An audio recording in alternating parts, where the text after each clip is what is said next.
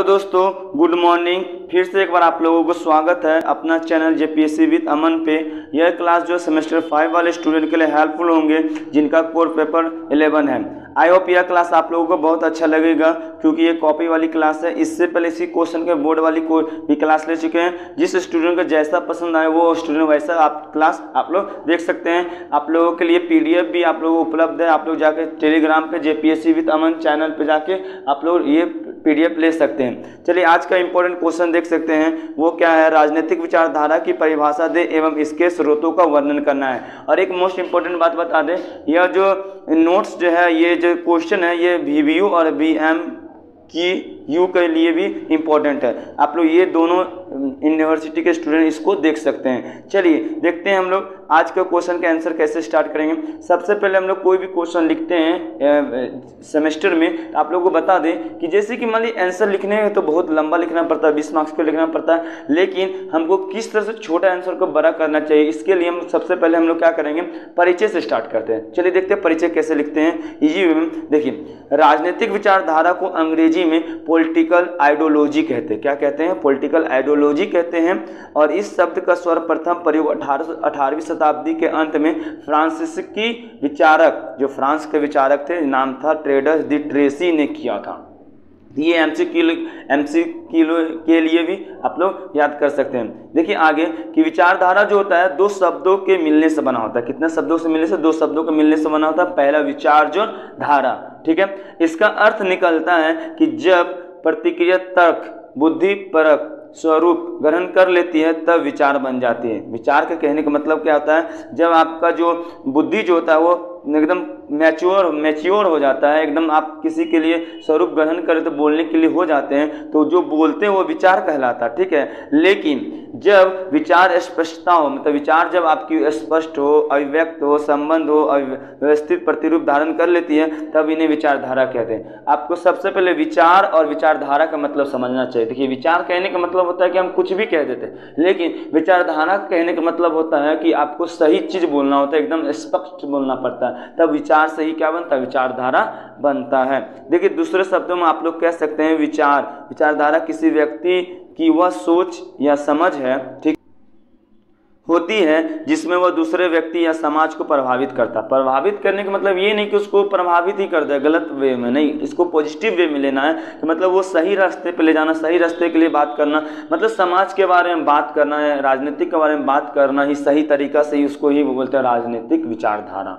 मतलब राजनीतिक के बारे में बात करना, विचार रखना ही विचारधारा कहलाता है। इसीलिए इसको विचारधारा को विचारों को क्या कहते हैं? विज्ञान कहते हैं। तो इस प्रकार से हम इसके परिभाषा को क्या कर सकते हैं? वर्णन कर सकते हैं। कोई भारी वर्ड नहीं था, एकदम इजी वे में, एकदम हम लिखे हुए हैं, एकदम अपना नोट्स लिखे हैं, एकदम आपको याद होते हुए चलेगा। क्लास केवल सुनिए, आपको याद हो जाएगा। देखिए, विचारधारा अत्यंत व्यापक शब्द है तथा राजनीतिक विज्ञान में राजनीतिक विचारधारा का बहुत महत्वपूर्ण स्थान है, इसलिए इसका परिभाषा भी बहुत सारे विद्वानों ने दिया है। अब मान लीजिए कोई चीज़ जो अच्छा होता है या महत्वपूर्ण होता है, उसके लिए बहुत सारे आदमी का राय होता, तो उसी तरह से इस पे भी बहुत सारे विद्वानों का राय था, तो बहुत सारे परिभाषा भी हो जाता है। इसलिए सबसे पहले हम लोग देखते हैं ट्रेडस दी ट्रेसी के अनुसार ये क्या कहते हैं। देखिए कि विचारधारा से उसका अभिप्राय असंगत सत्य से था, मतलब यानी कि संदेह रहित सत्य अथवा परम सत्य, मतलब उनका कहना है कि एकदम सत्य हमेशा बोलना है, ठीक है, विचारधारा का मतलब, ठीक है।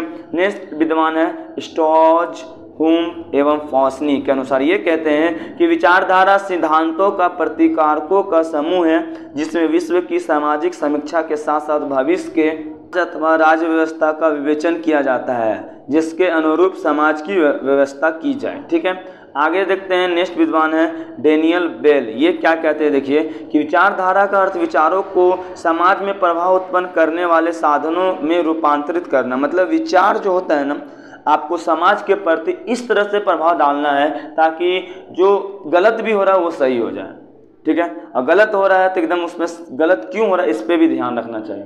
विचार कहने का मतलब होता है कि एकदम सही वे में अपने समाज के बारे में सोचना, ये डेनियल बेल कहते हैं, ठीक है। तो इस प्रकार विचारधारा का कोई एक निश्चित अर्थ तो नहीं निकला, ठीक है, आप लोग देख लिए, पढ़ लिए, स्पष्ट अर्थ तो नहीं पता चला है ना। इसलिए निष्कर्ष के रूप में हम कह सकते हैं कि विचारधारा विचारों क्या है? विज्ञान है जो मानव स्वभाव और राजनीतिक परिवर्तनों की व्याख्या करता है। मतलब मानव का कैसा नेचर है, किसके बारे में कौन क्या सोचता है, उसकी ये व्याख्या करता है और समाजों के परिवर्तनों की भी व्याख्या करता है और भविष्य में कोई आदर्श समाज की व्यवस्था तथा उस व्यवस्था की प्राप्ति के लिए साधन पद्धतियों का भी वर्णन कर देता है। इसी प्रकार से हम इसके परिभाषा को क्या कर सकते हैं, वर्णन साफ साफ तरीकों से कर सकते हैं। एक भी कोई मिस्टेक नहीं, एक भी वर्ड भारी नहीं था, आप लोग आराम से इसको लिख सकते हैं। अगर आप लोगों को इसका PDF प्राप्त करना होगा तो आप लोग जाइए टेलीग्राम चैनल पे JPSC विद अमन से आप लोग इसको प्राप्त कर सकते हैं। अब हम लोग क्वेश्चन के अनुसार इसका स्रोत की ओर चलते हैं। चलिए पहले स्रोत का अर्थ समझिए। स्रोत एक संस्कृति शब्द है, ठीक है, और इसका अर्थ होता है मूल, यानी कि ये जो इसका कहना होता है कि राजनीतिक विचारधारा का मूल कहने का मतलब होता है ये आता कहाँ से, मतलब ये राजनीतिक विचारधारा आया कहाँ से। सबसे पहला बात, इसका सबसे पहले यूज भी करते हैं फ्रांसीसी साम्राज्य, फ्रांसीसी विचारधारक, है ना। तो ये आता कहाँ से, फ्रांसीसी विचारधारक से, मतलब फ्रांस से आता है विचार, मतलब विचार उम्र के विचारधारा विचारक के रूप में आता है। विचारक जो होते हैं अपने विचार रखते हैं, ठीक है। उसी तरह से देखिए राजनीतिक विचारधारा का स्रोत भी निम्नलिखित है इसी प्रकार से, ठीक है। तो राजनीतिक विचारधाराओं को एक नहीं अनेक स्रोत हैं, लेकिन परंतु हम लोग कुछ ज़्यादा टाइम तो नहीं रहता, ज़्यादा क्वेश्चन ज़्यादा मार्क्स कभी नहीं 20 मार्क्स कही, तो इसलिए हम कुछ महत्वपूर्ण पॉइंट को ही क्या करेंगे, वर्णन करेंगे। तो उसमें से पहला पॉइंट आता जो हमको अच्छा लगा है वो है कि राजनीतिक विचारधाराओं को 3 भागों में बांटा गया। कितने भागों में, 3 भागों में। पहला देखिए कि प्राचीन राजनीतिक विचारधारा। इसका कहने का मतलब होता है कि प्राचीन राजनीतिक विचारधारा का मुख्य स्रोत यूनान का राजनीतिक था, मतलब यूनान देश है उसका राजनीतिक था तथा यहीं से प्रारंभ होता, तथा प्राचीन भारतीय राजनीतिक विचारधाराओं के मुख्य स्रोत जो है वह वेद है, स्मृति है, मुनि है, वाल्मीकि है, शुक्र है तथा रामायण वर्णित। चलिए इतना बोलने से अच्छा है कि आप लोग प्राचीन शब्द से समझ आइए कि प्राचीन चीज़ों से जो आया होगा राजनीतिक विचार, जैसे रामायण हो गया, स्मृतियाँ हो गई, मुनि हो गया, वाल्मीकि, तो ये प्राचीन राजनीतिक विचारधारा को क्या करता है, प्रकट करता है। इससे आप लोग इसको डिफाइन कर सकते हैं इजी वे में, ठीक है। आगे नेक्स्ट देखते हैं राजनीतिक विचारधारा। मध्यकालीन राजनीतिक विचारधारा कहने का मतलब होता है प्रारंभ में ये ईसाई धर्म के विचारक जो होते हैं संत अम्ब्रेजा तथा संत अगस्टाइन ने राजनीतिक दर्शन को क्या करता, ग्रहण प्रभाव करता, ठीक है।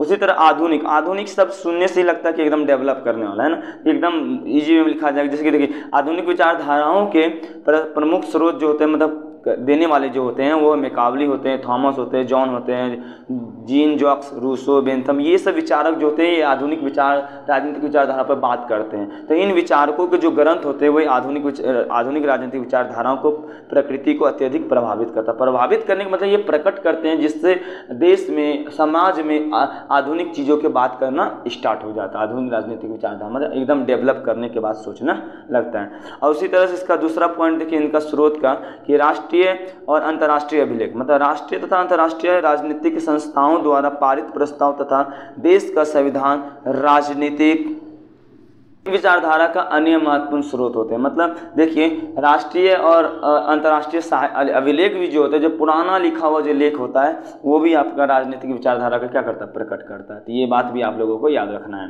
तो देखिए धार्मिक तथा साहित्यिक ग्रंथ जैसे वेद हो गया, उपनिषद हो गया, गीता, पुराण, रामायण, ये महाभारत, बाइबल, ये कुरान, ये सभी धार्मिक और साहित्य ग्रंथ भी जो था ना राजनीतिक विचारधारा का बीज रोपण करने का काम करता है। जैसे देखिए मतलब रामायण में भी देखिए विचारधारा के बारे में किस तरह से प्रकट किया था कि एकदम सही तरीका से काम करना है, सही तरह से बात करना ताकि जनता भी सही तरह से चल सके। तो इसी तरह से बाइबल में भी किया गया, मतलब पूरा धार्मिक ग्रंथ में और साहित्य ग्रंथ में भी पूरा विचारधारा के बारे में एक एक पॉइंट को क्या किया लिखा गया। इसको अच्छी तरह से अगर पढ़िएगा तो आपको समझ में आएगा। उसी तरह से देखिए राजनेता हो गए।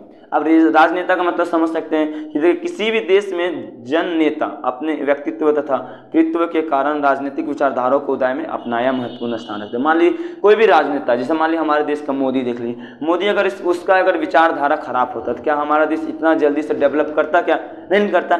इसमें राजनीति में सबसे ज़्यादा मोस्ट इम्पोर्टेंट तो विचार, आपकी विचार कैसी, अगर आपका विचार अच्छा है आप जल्दी से जल्दी आप देश को डेवलप कर सकते हैं, इसलिए उसी को जनता चुनती है। तो मतलब राजनेता भी बनने के लिए विचारधारा भी आपका करना सही होना चाहिए, ठीक है। उसी तरह लास्ट में इस तरह से हम लोग इसका स्रोत, मतलब स्रोत कहने का मतलब कहाँ से आता है ये तो आपको बता दिए। अब लास्ट में इसका निष्कर्ष लिख दीजिए और आंसर को एंड कर दीजिए। तो इस प्रकार से हम कह सकते हैं कि राजनीतिक विचारधारा को स्रोत भी बहुत है और राजनीतिक विचारधारा भी होना जरूरी है। अगर राजनीतिक विचारधारा नहीं होता तो हमारा देश या किसी का भी देश या किसी का भी समाज अभी डेवलप नहीं करता, वही पुराना रीति रिवाजों पर चलते रहता है ना।